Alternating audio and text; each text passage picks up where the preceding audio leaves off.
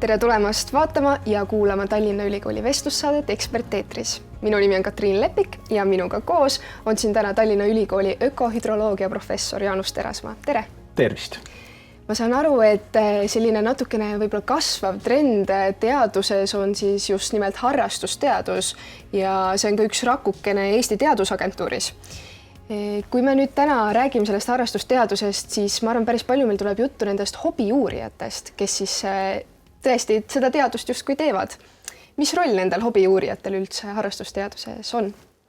No nemad ongi kandvaks jõuks, et võime nimetada hobiuurijaks, võime nimetada harrastusteadlaseks, kodanikuteadlaseks, vahet ei ole ja lapsel mitu nime, peaasi, et inimesed kaasatud on, sest harrastusteadus on siis selline nagu teaduse tegemise vorm, kus igaüks, alates kui väiksest lapsest kuni kui vana täiskasvanuni iganes saab kaasa lüüa siis erinevat tüüpi näiteks andmete kogumisel või planeerimisel, selliste uuringute läbiviimises osaledes siis mitte professionaalina, et kui on nagu teadlane, kes on selle eriala spetsialist ja sellega tegeleb, et tema nagu ei kvalifitseeru siis seda uuringut tehes võib-olla harrastusteadlaseks, aga osaledes näiteks mingis enda erinevas on ka teine teadlane samamoodi harrastusteadlane, ta teeb seda vabast tahtest, vabast ajast ja sellise nagu ühiskondliku panusena, olge see siis motiveeritud millest tahes. Just, sa ütlesid, et inimesed saavad olla ise kaasatud. Mis need erinevad moed on? Mismoodi saab olla üks tavaline kodanik siis tegelikult kaasatud?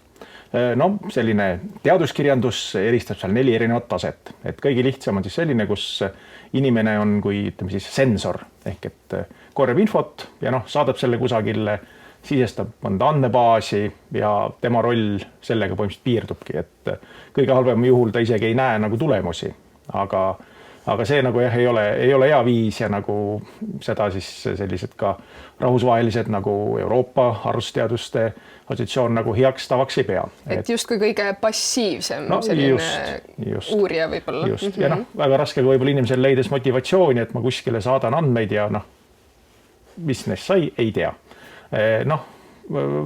Parem on, kui siis need andmed on avalikud esiteks, et sa saad näha, mida teised teinud on, saad võrrelda enda andmetega. Aga järgmised tasemed on siis, kus inimesi kaasatakse näiteks andmete tõlgendamisesse. Siis veel kõrgem tase on, kus juba uuringu planeerimisse. Et ka inimene tänavalt saab siis kaasa mõelda, et mida üldse tasuks uurida. Et võib-olla on seal erinevad viisid, kuidas siis mingi uuring ka läbi viia.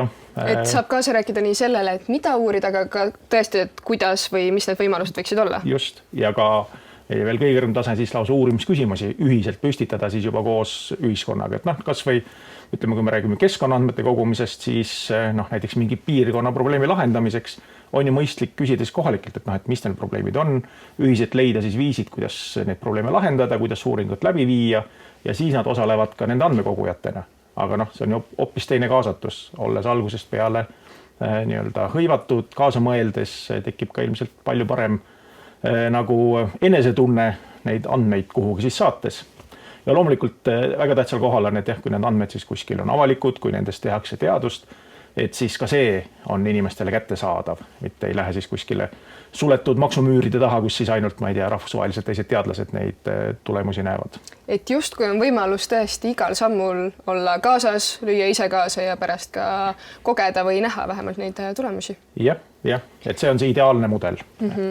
Aga miks üldse või mis eelised on sellel harrastusteadusel, et meil on ju palju teadusmeetodeid, vorme, liike.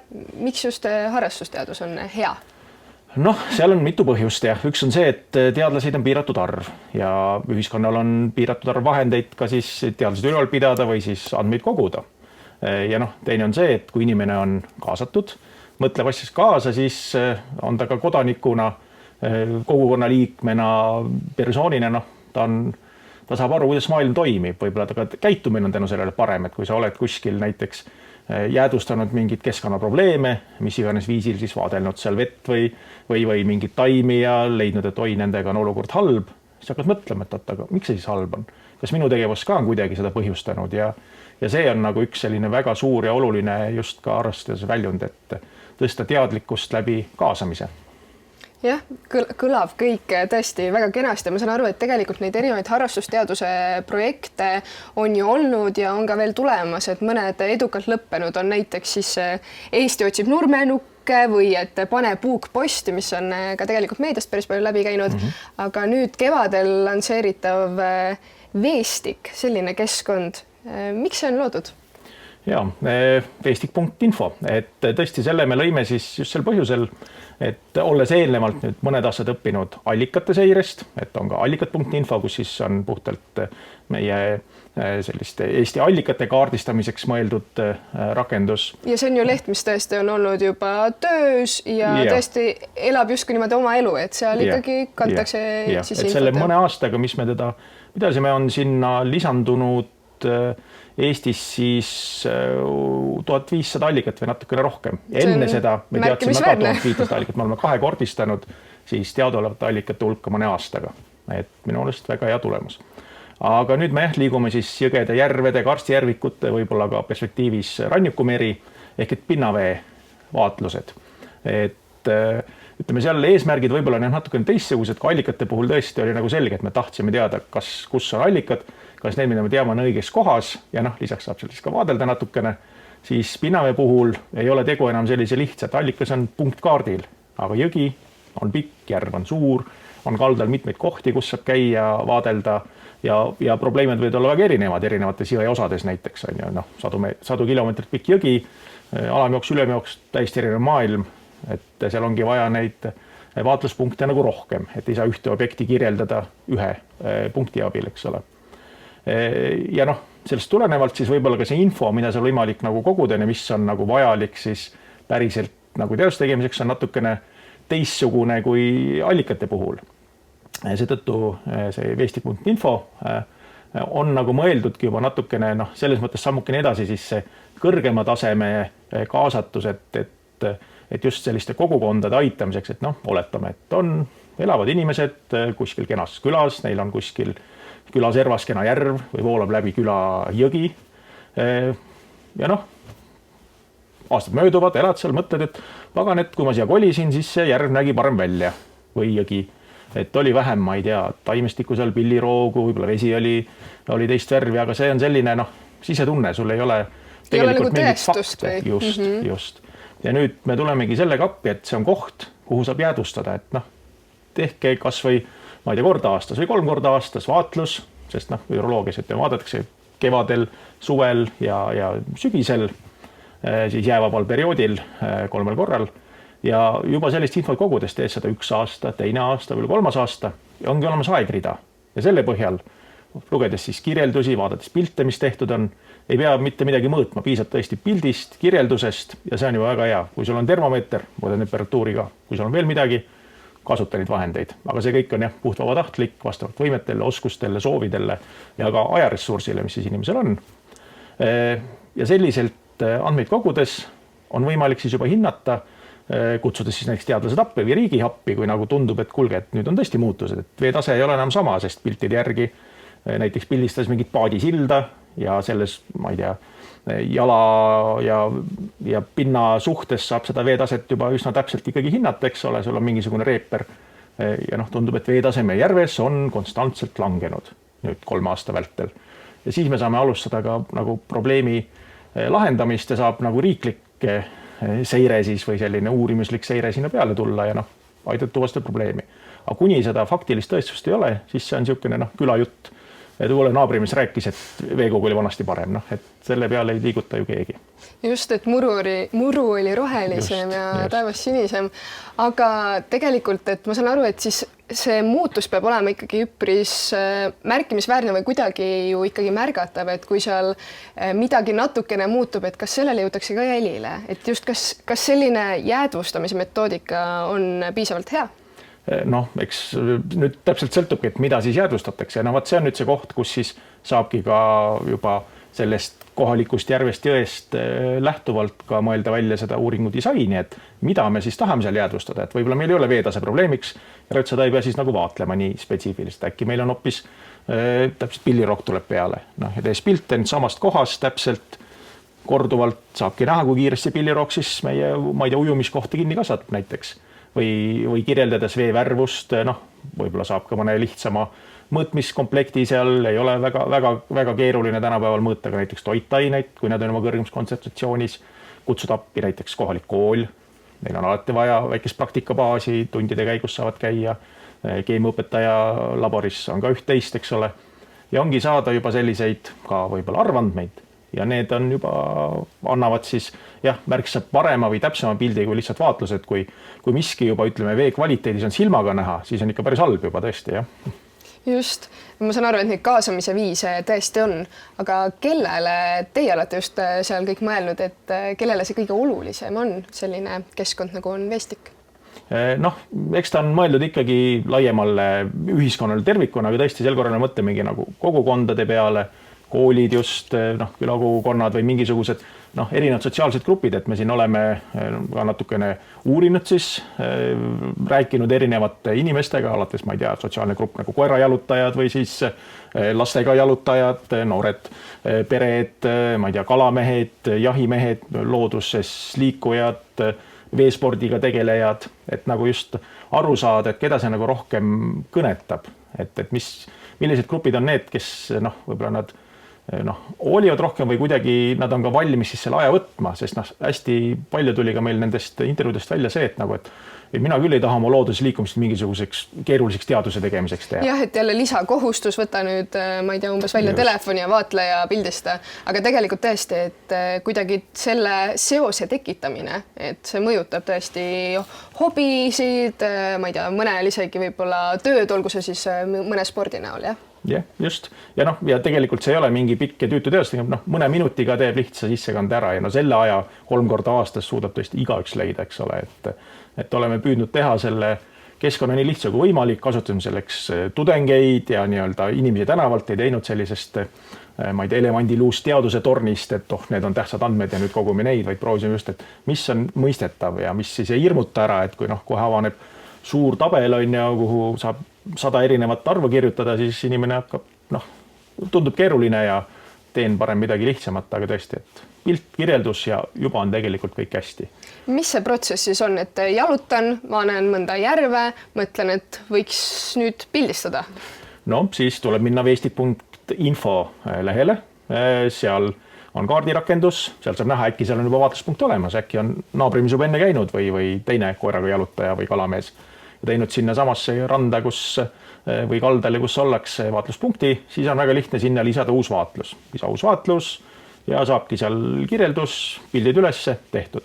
Kui seal punkti ei ole, saab lisada ise vaatluspunkti ja siis täita kirjelduse ja pildi lisamise koha ja on nii uus vaatluspunkt, kui vaatlus seal küljes ja järgmised saavad tulla ja juba sinna oma vaatlus lisata või ise võib-olla 3-4 kuu pärast sealt läbi jalutades teete uue vaatluse, et tõesti ei ole nagu mõtet samast kohast teha võib-olla, kui ei ole tõesti väga kiireid muutust karta nagu iga päev või ma ei tea, päevas mitu korda, et see enam ei kanna mingisugust infot, mis oleks selles mõttes väga suurt lisaväärtust tootev, aga miks ka mitte, kui tahta jäädvustada näiteks mingit kohta ka iga päev, teha pilti, et vaadata siukseid muutuseid, miks mitte, see on ka võimalus.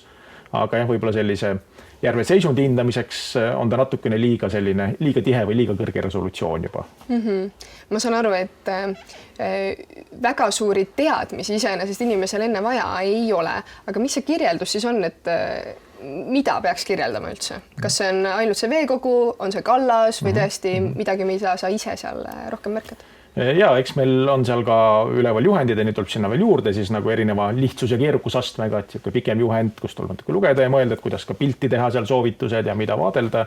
Aga põhimõtteliselt jah, vaata seda loodust, vaata kallast, kas kaldajoonel on kõik korras, kas seal on inimtegevuse märke, kuidas veeses olukord on, kas seal kasvab taimi, sa ei pea tundma neid taimi, kui sa paned, et seal on taimestikku, see juba aitab.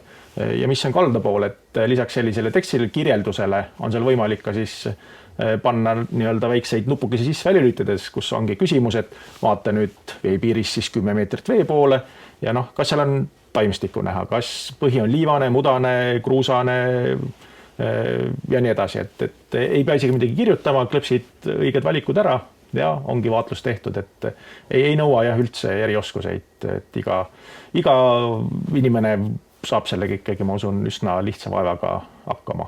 Esimesel korral võib natuke rohkem mõtlema, järgmisel korral juba ei tohiks nii, küll et tõesti proovitud võimalikult selgeks teha. Aga ma saan aru, et see on ju imetore algatus, aga see tuleneb ju ikkagi mingist probleemist. Tegelikult meil siis riik ei jõua kõike ära seirata või?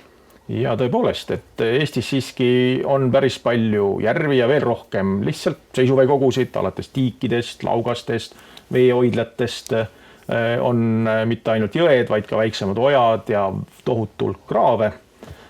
Nii et kui me võtame sellise riigi võimekuse seirata, siis riik jõuab seirata seal umbes 3% järvedest või ütleme seisuveekogudest ja umbes siis seal 14% jõgedest ja kõik ülejäänud jõed, järved on need, mille kohta tegelikult me ei teagi, mis nendega toimub. Et see on see osa, kus siis saabki igaüks appi tulla ja natukene väikse infokillu haaval lisada siis enda jaoks oluliste veekogude kohta uut infot meie sellisesse ühisesse teadvusesse. Just. Ja ma saan aru, et tegelikult see seiramine on ju väga vajalik, et ainult umbes 10% järvedest ja jõgedest siis umbes 50% on meil heas seisundis. Miks on see kehvenemine just meil kuidagi trendis siin? Jah, eriti terav on see seisundi halvenemine järvede puhul. Et jõed on olnud seal 10% piires, et olid seal üle 60 ja nüüd on seal 60 juures. Aga järved tõesti, 10 aastat tagasi oli ka ikkagi seal üle 50% järvedest veel heas või väga heas seisundis, sest nüüd on jäänud kõigest 10% ja väga heas seisundis pole mitte ühtegi seirejärve.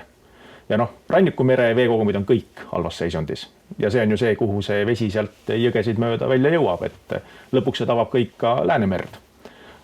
Põhjused on üldiselt sellised, mida võib arvata, et enamik juhtudel on tegu siis põllumajandustegevusest lähtuvate toitainete ja taimemürkidega. Et see annab nagu lõviosa, kui ma nüüd täpselt mäletan, 93% halvadest seisunditest on põhjustatud seetõttu.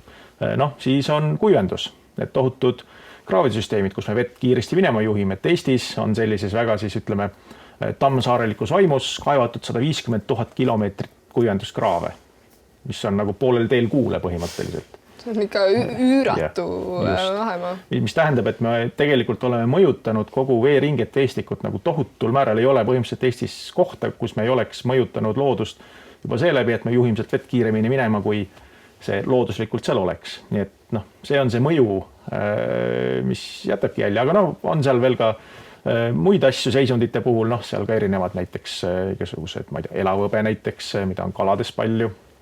Ja mis tuleb siis ka seal läbi just toiduahelate sinna kaladesse jõuab ja veel mõned tegurid, aga ütleme põllumajandus on see peamine nagu põhjus. Kunagi oli ka siis sellised punktirossusallikad, igasugused ma ei tea, küla, linna, mis iganes puhastusseadmed ja toruotsad, aga selle me oleme saanud nüüd viimase 10, 15, 20 aastaga enam-vähem kontrolli alla, et ikkagi on investeeritud puhastusseadmetesse ja selline lausalist reostust enam ei tule. Lokaalselt, jah, et kellelgi ikka on mõni, ma ei tea, sauna toruots voolab hoia ja nii ta siis on, aga see on nagu selline, lokaalse mõjuga, aga mitte siis sellise suure summaarse mõjuga. Et midagi natukene võib-olla kuskil on ikkagi paranenud, aga tegelikult neid põhjuseid, miks me peame seirama, on ju väga palju. Aga võib-olla siia lõpetuseks natukene positiivset külge ka, et äkki mõni näide, et mida juba on siis avastatud või mis avastusi on märgatud ja mis te kõik tähendavad. Ma saan aru, et tegelikult see veestik on ju väga värske, aga et siin varasemalt, et mida on just aidanud selline harrastusteadus võib-olla siis märgata? Jah, veestikus tõesti meil on seal võib-olla 100 vaatlust hetkel, et sealt veel mingisugust suurt sellist avastust ei ole sündinud, aga küll nad tulevad. Aga ütleme sellest allikat.info kogemusest, et seal on tõesti see lugu, et kui veekogu ja kui allikat ei ole meie Eesti siis põhikaardil, meie topograafia andmekogus, siis tegelikult kaitse sellele ei laiene. Et sa võid selle allikaga sisuliselt teha, mis sa siis tahad. See on sinu maa peal, sõidad sealt traktoriga läbi või mida iganes. Aga kui ta on olemas kaardil, siis on tal automaatselt seal 10 meetrini kaitsetsooni 50. Et seda me kohtasime siis seal kaugel Lõuna-Eestis üks Kõrgõissaare silmaallikat külastades, kus siis teda põhikaardil ei olnud, oli seal teistes andmekogudes, läksime sinna ja üsna värskelt, ilmselt kuu või teine enne seda oli seal siis raske tehnikaga kuuski istutades rõõmsasti läbi sõidetud ja ilusast sellisest allikast väikese puidust rakkega oli saanud üks mudane selline lihtsalt traktori või masina jälg, kus siis oli tõesti natukene vett ka põhjas. Nii et lihtsalt, et niimoodi ei juhtuks näiteks allikatega. Aga siis ütleme järvede puhul just seesama, et kui sul on andmed, siis on võimalik midagi teha. Kogemus on meil Kurtna järvestikus, siis kaugel Ida-Virumaal. Siuke kena järvestik, seal mitukümmend järve keset, siis inimtegevust, põlevkivi kaevandused, liivakaevandus, veevõtt siis ümberkasutada linnadel ja nii edasi. Et seal me ka 2012, 10 aastat tagasi, hoopis teistel eesmärkidel, seal ühte doktoritööd tehes doktorant alustas siis veetasemeid mõõtma, et 1 aasta jooksul mõõda veetasemeid, et saab seal siis teha oma arvutusi doktoritöö jaoks. Ja juhuslikult sügisel siis käisime seal, võtsime neid andmeid muudkui, avastasime, et veetasemed langevad sügisel, kui tegelikult peaks tõusma, teistes järvedes tõusidki, et keskosa järvedes hakkasid veetasemed langema. Just mingi ebaloogika. Just. Alguses mõtlesin, okei, naljakas ja talvel läksime ikka langesid, kevadeks olid langenud juba 0,5 meetrit, mis on täiesti nagu, see ei läinud kuidagi nagu looduslikult tsükliga kokku. Hakkasime uurima ja tõesti seal hakati, oli seal siis läheduses värskelt renoveeritud põhjaveepumplad, mis siis Jõhvit varustavad veega. Ja saime siis nii-öelda täpselt selle alguspunkti, kus veetasemed uuesti ära hakkasid jäädvustatud. Jätkasime tegevust veel seal aasta teine, nägime, kuhu need läksid. Ja selle põhjal sai hakata siis ka riigile nagu häda kella lööma, et kuulge, et seal on jama, sellega tuleb tegeleda. Siis riigil võttis see veel mõned aastad aega, seal 2018 alles siis tehti üks suurem uuring, et mis seal siis olukord on, vaadati järvede seisundeid, aga selleks ajaks veetasemed olid seal paar meetrit alanenud, eks ole. Ja nüüdseks hetkeks on siis riik leidnud ka läbi Euroopa Liidu vahendite ja natuke raha, et nüüd päriselt midagi ette võtta, et tõstetakse ümber loodetavasti siis mõningad pumplad, et survet neid järvedelt vähendada ja saada veetasemest stabiilseks.